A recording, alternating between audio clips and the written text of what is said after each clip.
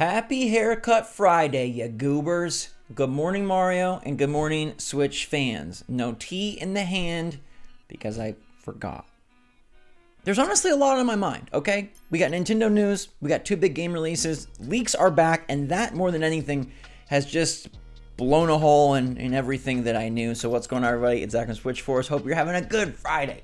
Hope you're ready for a good weekend full of games, relaxation, respite, and maybe some hot chocolate, because it's cold even here in Arizona. Let's start off by talking about this leak situation, okay? So yesterday we had Borderlands 3 leak for Switch, and that looks legit as all heck. Like, we're gonna be playing the biggest Borderlands games on Nintendo Switch soon. A couple years late, but it's still very cool, and it still gives me shivers sometimes to think that we get to play our games portably.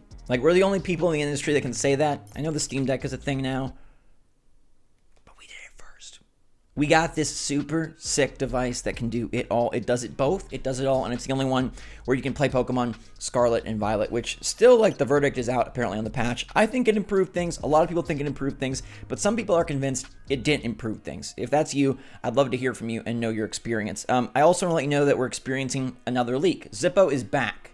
All right, now I know some people don't believe Zippo. He's been wrong before, but I'm more interested that leaks are starting to return. I really believe Nintendo did something to shut them down, shut them up the last couple months, and it seems like they're back, which would be very exciting because, dude, do we have some juicy stuff inbound. Tears of the Kingdom, Metroid Prime 4 has to be out there somewhere, a Switch Pro. I am so ready for leaks, and with the Game Awards less than a week away, we're going to see new stuff very soon. Now, one of the things we see could be a new Mega Man, as Zippo says that for Mega Man's 35th anniversary, there are 3 new Mega Man games in development. Now, that doesn't even include the Battle Network Legacy Collection that is coming into Nintendo Switch. If you recall, that was announced earlier, and it is going to bring all of those GBA games, and I believe DS games, to the Switch in one fell swoop. A nice package of games that I really enjoyed in my younger years. But 3 new Mega Man games sounds pretty exciting. I bet one of those is Mega Man 12, titular main series line entry, and maybe they'll do something really cool. I mean, look what Pokemon did to expand in its, like, 11th or 12th entry. Maybe Mega Man can do something similar, but even if it's just Mega Man 11 2.0, like, that is good to me. It's going to be on Switch. We know Capcom is committed, and I'm curious what these other Mega Man games are. Zippo says that he thinks a Mega Man specific direct is going to be inbound. He means from Capcom, though. Like, you know, Capcom does Monster Hunter presentations and Resident Evil presentations. A Mega Man presentation from Capcom, not a Nintendo Direct Mega Man themed. I think our next Nintendo Direct is just going to be the February General Direct. I don't even know if we'll get a specific Tears of the Kingdom Direct. We could, but I feel like Nintendo, I don't know.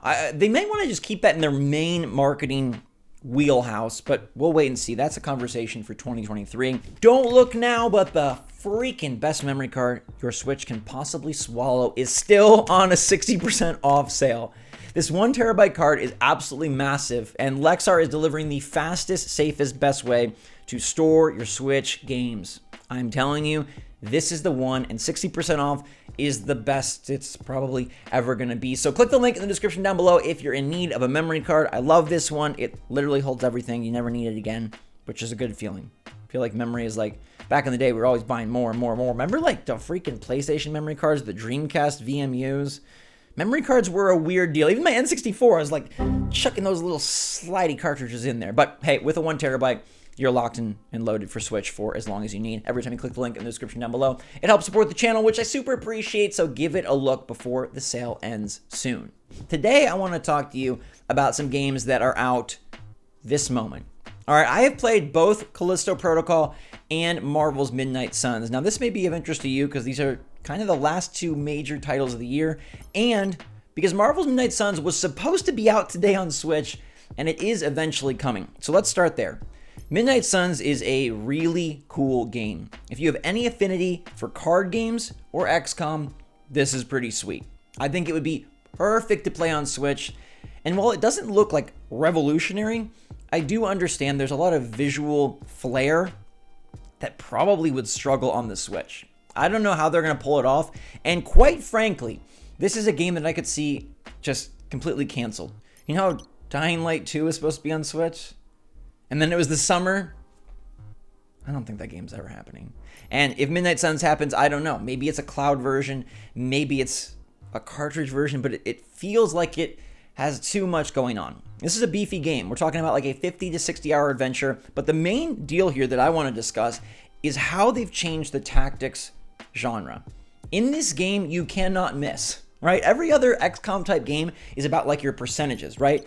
50% chance. He's behind cover, so 22. I'm right up in his face with a sniper, so 99. That's how it worked, and that's how you sort of mitigated your decisions, like based on these percentages. But Marvel Midnight Suns has no percentages because these are superheroes after all. I think it's one of the most interesting decisions they made because it makes lots of sense. Superheroes don't miss. They don't just be like, whoa, fired my freaking laser blazer and just went in the completely opposite direction. Or, you know, they're going in for the punch and they're like, Hulk, miss. Anyhow, this game is much more about positioning and then about deciding how you're going to use your turns. You have a very limited amount of card plays per turn, but there's some cards that allow you to get a free play, get a card back, redraw a card, and how you decide to balance things out and make sure that you are having the most effective, efficient turn possible is the name of the game here. Now, there are opportunities to one-hit KO most enemies, right? Unless it's a named enemy, they are a one-hit KO, which again feels right at home with the superhero nature. There's no way a Hydra Grunt is going to stand up to a hero from 100 years ago or stand up to Magic or Iron Man or Doctor Strange or Spider-Man. They really did stay true to what these heroes do, and I feel like the game is very authentic because of that. The cards are very awesome looking, and as someone who loves Marvel Champions and Marvel Snap, I feel great about that half. The other half of the game is the RPG section where you're going to be walking around and wheeling and dealing with the other characters. Now, they have very different vocal profiles than you come to expect in the MCU and very different looks. Obviously, you can tell this is Doctor Strange and this is Scarlet Witch, but it is different. And something about that throws me off. I feel like I'm talking to not the real character, and even though I'm getting like in-depth, interesting conversations with them, like it doesn't, I don't know, it's not actually them. You know what I mean? Like the backstories and that are there, and it does sort of fit into the MCU, but at the same time, it feels, I don't know, something about it feels inauthentic. And part of me wishes it would just be the gameplay because the battles are really exciting, and I'd love to just rip through those. You have to talk to some people. Obviously, you can invest more time if you're interested in that half. It's decent, but I think I would prefer it just to be the combat. And I'd love like a different mode where you can just be like, no story. Just duke it out. Be the superheroes. That's honestly the best part, leveling up Blade and seeing him go ham. Like the animations are great, the attacks are really cool, and the things you can do, eventual combos and whatnot as you do build friendships between characters is pretty sick. So it's a really cool game. I think a lot of people are going to love it. It's reviewed as one of the big surprises of the year, and I don't think it's ever going to come to Switch, which is a huge bummer because it'd be great on the go. Maybe 2K can do it. I mean, if they're going to bring Borderlands 3, maybe they can find a way. They've had a lot of success bringing over BioShock and Borderlands and XCOM, but this one is a more impressive visual treat than any of those others. Now, it's nowhere near as impressive as a visual treat as Callisto Protocol, which is getting all sorts of confusing reviews. You got people saying, it's exactly like Dead Space. 5 out of 10. It's exactly like Dead Space. Awesome. The combat is horrible. The combat is great. The graphics suck. The graphics are incredible. Here's my experience. That's all I can give you. Callisto Protocol is Dead Space 4 with insane visuals. We haven't had Dead Space in a decade, so I love that. I've missed Dead Space for a long time, and I think the linear, single-player, corridor-style game has a place in today's gaming industry, and you can do amazing things. The visuals on display here are crispy. Is it the most innovative game? Does it have the most perfect combat system? No, but I think the combat is fun, especially once you start acquiring more guns. There are different weapons you can use here, and combining melee strikes with pew-pew action is pretty darn cool, especially since you have telekinesis and you can throw dudes onto spikes and see them impaled, and it's a gory game. This is the most bloody game I've ever seen, and the death animations are the most disgusting things I've ever seen on a screen.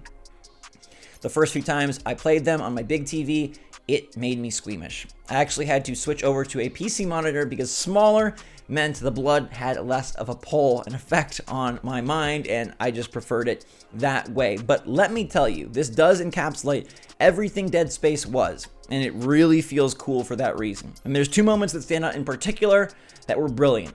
One, there's these trees, and all of a sudden you hear like raptor type noises. There's some sort of creature clicking at you in the trees, and then the trees start rustling, the creatures jump out, and then they jump back into the trees and run around.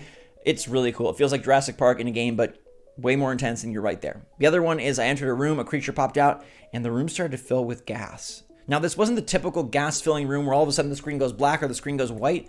I couldn't see anything, but at the same time, I could see everything. It was so realistic and lifelike in the way that the gaseous fumes filled the room and obscured my vision, but still, I had vision. I couldn't see the creature anywhere, but I still was in the room. It wasn't just like a flash. It was really, really impressive, and it blew me away in terms of what they're capable of here on the next gen. And honestly, I can't wait for the Switch to get some more power. I know it's not going to be PS5 power, but some more power so we can experience some cool visual treats. Don't always have to have them, but it's nice. And it felt really fun to see something just that, wow, like my eyes were drooling. It's so impressive. And ears as well. I mean, the audio presentation in Callisto Protocol is incredible. The second half of the game does get way more action focused, which seems to be an issue for horror games nowadays. Like, they start off with like this nice, eerie, back and forth, ebb and flow roller coaster type style, and then they're like, they just want it to be one massive hill for the final 5 hours. I'm not really sure. Like, Resident Evil 7 did that.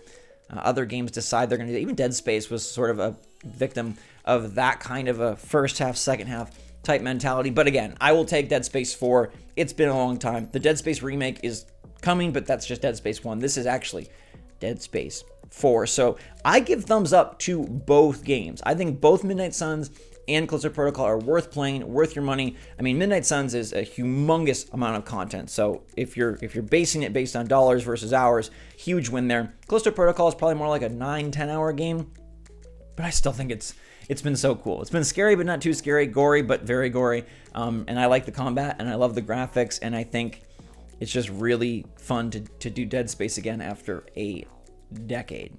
Now, one other thing that Nintendo has done today is they've delivered a response on the Smash Bros. Debacle. If you haven't been following along, don't worry, I haven't really either. But apparently Smash World Tour was canceled, right? This is the unofficial Smash Bros. Series, and they dropped the World Tour Championships. And there's this whole thing like Nintendo made them cancel. But Nintendo has come out to clarify that they did not make them cancel. They say that the cancellation was at the discretion of SWT, and Nintendo did notify them that they would not license their activities, but they didn't say that they had to cancel it. So Smash World Tour decided to cancel on their own, according to Nintendo. I guess it's true. I don't know.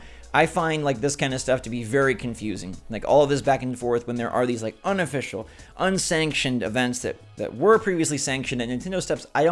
I know like it's very important to a lot of people. I'm just not involved enough in that scene to really,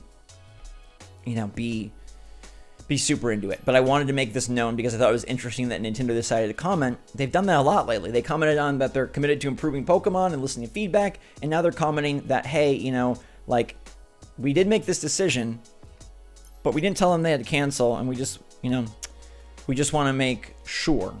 So I found that to be interesting, and with that, I say thank you for watching. I love y'all super much. I hope you're all having a fantastic, wonderful, awesome, special day, and enjoy yourselves this weekend. Stay safe, stay healthy, stay happy, stay positive out there. Until next time, love you lots. SwitchForce, double strike, out.